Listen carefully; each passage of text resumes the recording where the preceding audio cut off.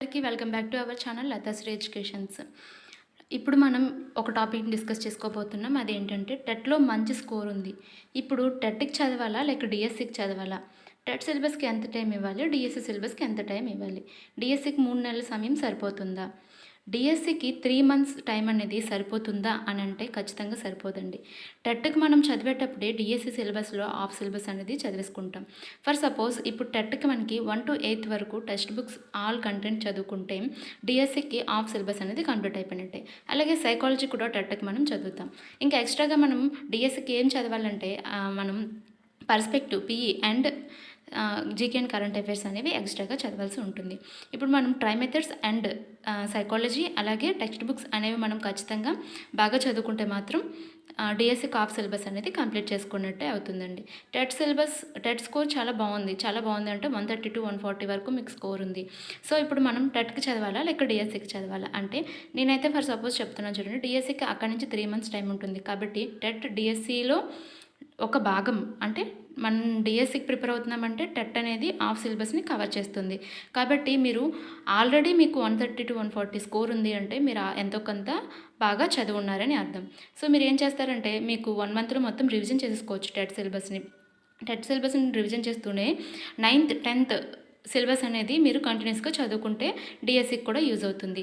Already ఎవరైతే 1 to 8 వరకు సిలబస్ని కంప్లీట్ చేసి అలాగే మెథడ్స్, సైకాలజీ కూడా పూర్తిగా చదివేసి ఉంటారో వాళ్ళైతే డిఎస్సి ప్రిపరేషన్ని స్టార్ట్ చేసుకోవచ్చండి హ్యాపీగా. 1 మంత్లో ఇవన్నీ చదివేసుకొని మిగతా 2 మంత్స్ డిఎస్సికి చదువుకొని లాస్ట్ 10 to 20 డేస్ అనేది టెట్ ఎగ్జామ్ ముందు మీరు రివిజన్ చేసుకొని వెళ్తే సరిపోతుంది. సో ఇప్పటి నుంచి మీరు డిఎస్సికి ఎక్కువ టైంను కేటాయించుకోవాల్సి ఉంటుంది. డిఎస్సికి ఎక్కువ టైం అంటే మీరు జీకే అండ్ కరెంట్ అఫైర్స్లో అండ్ పర్స్పెక్టివ్ ఇన్ ఎడ్యుకేషన్లో ఎక్కువ టైం పెట్టాల్సి ఉంటుంది. అలాగే టెట్కి మీరు చదివేది వేరు, డిఎస్సికి చదివేది వేరు. టెట్కి అనేది మీరు పై బిట్లు చదివినా సరిపోతుంది, కానీ డిఎస్సి అనేది డెప్త్ ఎక్కువ ఉంటుంది కాబట్టి మీరు ప్రతి ఒక్క బిట్ని కూడా డెప్త్గా చదవాల్సి ఉంటుంది. అలాగే మనకి టెట్ అనేసరికి 1 to 8 వరకు బిట్స్ అనేవి మ్యాక్సిమం వస్తాయి. 9 to 10లో ఒక 5 to 10% 9 to 10కి వెళ్ళొచ్చు. కానీ డిఎస్సికి వచ్చేసరికి ఏంటంటే కంప్లీట్గా మనకి 8th 9th 10th ఈ టెక్స్ట్ బుక్స్లోనే ఎక్కువ బేస్ ఉంటుంది. మనకి కంటెంట్ ఎక్కడ ఉంటుందో అక్కడి నుంచి బిట్ అనేది మనకు రావడం జరుగుతుంది. డిఎస్సిలో ఉండే డెప్త్ అనేది చాలా లోతుగా ఉంటుంది. 1 to 10th వరకు అంటారు, కానీ ఒక్కొక్కసారి దాన్ని క్రాస్ చేసి ఇంటర్మీడియట్ లెవెల్కి కూడా బిట్స్ వెళ్ళొచ్చు. ఎందుకంటే అవి లింక్ టాపిక్స్ అంటారనమాట. అంటే ఫర్ సపోజ్ ఒక లెసన్ తీసుకుంటే ఇప్పుడు మనకి ఫిజిక్స్లో చూసుకుంటే ఘర్షణ అని టాపిక్ ఉందంటే ఆ ఘర్షణలో మనకి ఎన్ని ఉంటాయి అంటే సబ్ టాపిక్స్ అన్నీ కూడా మనకి 8th 9th 10th ఇలా చూసుకుంటే ఎక్కడెక్కడ ఉన్నాయో దానికి లింక్ టాపిక్స్ అన్నీ కూడా చదువుకోవాల్సి ఉంటుందన్నమాట.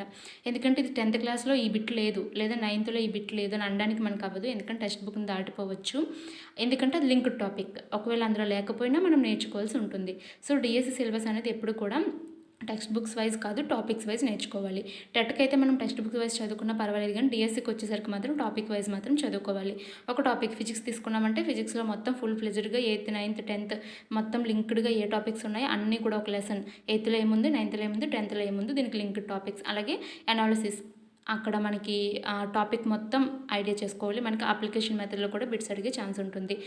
మళ్ళీ చెప్తున్నాను, డిఎస్సి అనేది చాలా టఫ్ ఉంటుంది. టీఆర్టీ పెడితే కొంచెం మనకి 20% టెట్ ఉంటుంది కాబట్టి కొంచెం ఈజీగా ఉండొచ్చు, కానీ ఓన్లీ డిఎస్సి మీద పెడితే మాత్రం చాలా టఫ్గా ఉంటుంది పేపరు. కాబట్టి డిఎస్సికి టైం సరిపోతుందా అని చూసే కంటే టెట్ నుంచి డిఎస్సికి ప్రిపేర్ అవ్వడం చాలా మంచిదండి.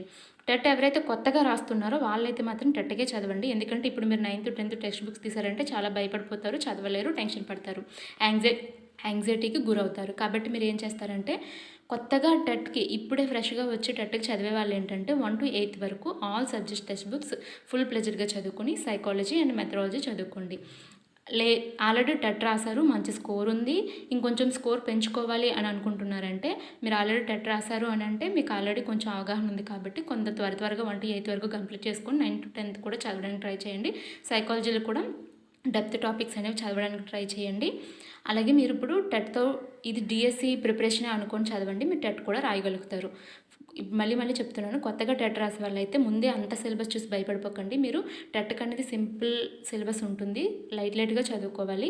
డిఎస్‌కి మాత్రం చాలా డెప్త్‌గా చదవాలి కాబట్టి టెట్ వరకు భయపడకండి. డిఎస్‌కి మాత్రం ఖచ్చితంగా లోపలికి చదవాలి. సో, టెట్‌లో మంచి స్కోర్ ఉంది అని అనుకున్న వాళ్ళైతే ఖచ్చితంగా డిఎస్‌కి ప్రిపేర్ అవ్వడం చాలా బెటర్. ఎందుకంటే మీరు డిఎస్‌కి ప్రిపేర్ అయ్యుంటే టెట్ చాలా ఈజీగా రాయగలుగుతారు. కానీ టెట్‌కి ప్రిపేర్ అయితే మాత్రం డిఎస్‌సి చాలా టఫ్‌గా ఉంటుంది కాబట్టి సిలబస్‌ని అనాలిసిస్ చేస్తూ చాలా టఫ్ కాంపిటీషన్ ఈసారి ఎక్కువగా ఉంటుంది కాబట్టి కొంచెం ఎక్కువగా మీరు కష్టపడాల్సి ఉంటుంది. ఏ సబ్జెక్ట్ మీద అయితే మీరు ఎక్కువ వీక్ ఉన్నారో ఆ సబ్జెక్ట్ మీద ఎక్కువ ఫోకస్ చేయండి. మీరు అనుకోవచ్చు వీక్ ఉన్న సబ్జెక్ట్ని సైడ్ పెట్టేసి స్ట్రాంగ్ ఉన్న సబ్జెక్ట్ని ఎక్కువగా చదువుకుంటే స్కోర్ పెరుగుతుంది కదా అని.